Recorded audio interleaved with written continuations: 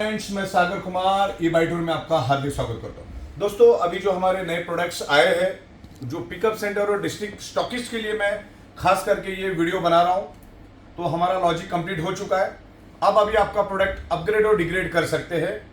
आपके पास अगर बड़ा प्रोडक्ट है तो उसको आप लेके डिग्रेड कर सकते हैं, लेकिन डिग्रेड को आप अपग्रेड नहीं कर सकते। उस बात को आपको ख्याल रखना है। आपके पास मान के चलो 7400 का प्रोडक्ट है तो आप 7790 तक का प्रोडक्ट में अपग्रेड कर सकते हो, या 7400 को आप नीचे के साइड में आप डिग्रेड कर सकते हो। तो सबसे पहले तो मैं आपको बताना चाहूंगा, जैसे आप आपका यूजर आईडी पासवर्ड डाल के अंदर जाओगे तो डैशबोर्ड के ऊपर आपको 20 नंबर का ऑप्शन मिलेगा। 20 नंबर का ऑप्शन, 20 नंबर के ऑप्शन का नाम है non refundable wholesale product mini pickup centre with self declaration का ये बटन का नाम रहेगा। लेकिन यहीं पर हम लोग आपको पिकअप सेंटर और यहीं पर हम लोग आपको डिस्ट्रिक्ट स्टॉकिस्ट दोनों के लिए हमने यहीं पर ऑप्शन दिया आपको। आपका प्रोडक्ट अपग्रेड भी कर सकते हैं, डिग्रेड भी कर सकते हैं।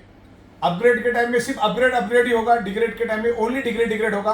आप वहां पे अपग्रेड करके डिग्रेड करने जाओगे तो सबमिशन नहीं होगा, और ज्यादा तो लोग वहीं पर गलतियां करेंगे, तो उस बात को ध्यान रखना है। डिग्रेड के टाइम में नीचे सब डिग्रेड ही करना है आपको। अपने अगर डिग्रेड का बटन लिया तो अपग्रेड नहीं होगा। तो इसमें जैसे आप 20 नंबर को क्लिक करोगे, उसके बाद 20 नंबर बटन में जाने के बाद आपको ओ ऑप्शन दिया है। ओ ऑप्शन का नाम है upgrade and degrade product here. इस बटन का नाम क्या है? जैसे डैशबोर्ड में जाओगे, यूजर आईडी पासवर्ड डाल के डैशबोर्ड में जाओगे, वहां पर 20 नंबर बटन, पिकअप सेंटर का 20 नंबर बटन के अंदर वो ऑप्शन आएगा। एन के बाद ओ ऑप्शन आएगा, जो नया ऑप्शन हमने डाला है। ये पिकअप सेंटर वालों के लिए बोल रहा हूं मैं, डिस्ट्रिक्ट वालों के लिए एन रहेगा। जो डिस्ट्रिक्ट स्टॉकिस्ट है उनके लिए एन बटन रहेगा। ओके, तो आप समझ लो। हम लोग पहले पिकअप सेंटर का देखते हैं। पिकअप सेंटर में जैसे वो ऑप्शन में जाके अपग्रेड एंड डिग्रेड को आप क्लिक कर दे, तो क्लिक करो तो यहां पर ऑप्शन आ जाएगा। यहां पर सारी चीजें आपकी ऑटोमेटिक फेच हो जाएगी। आप चले जाओ और यहां पर सिलेक्ट करो, सिलेक्ट माय प्रोडक्ट। आपको किस तरह से चाहिए, कुरियर से चाहिए, इंडियन रेलवे से चाहिए, वो आपको वहां पर सिलेक्शन करना है। उसके बाद आपको यहां पर I want upgrade my product, I want degrade my product, ऐसे दो ऑप्शन मिलेंगे।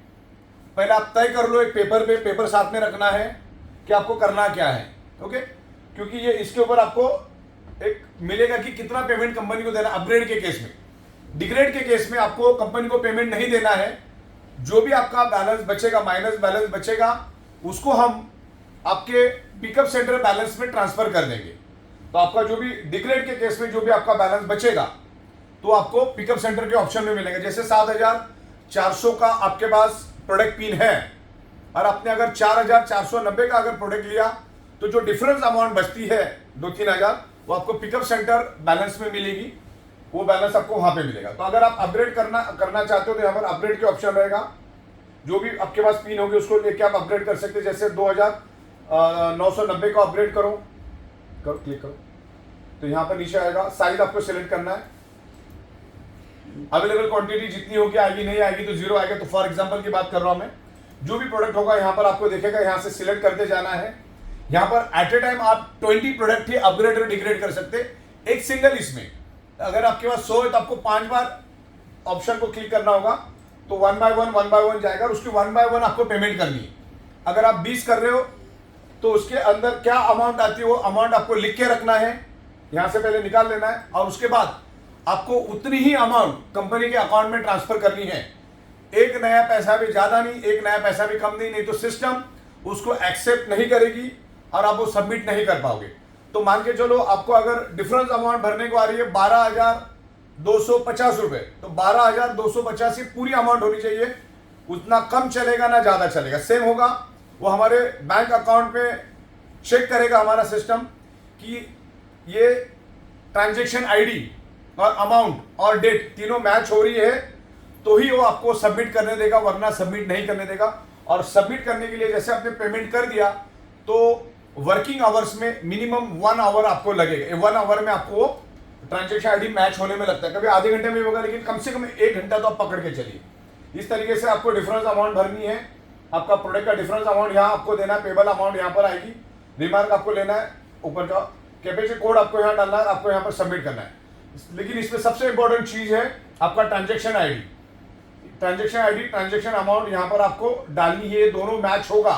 और यहाँ पर आपको स्लिप भी डालनी है, यहाँ पर स्लिप का भी ऑप्शन है, तो यहाँ पर स्लिप भी आपको एंटर कर देना है।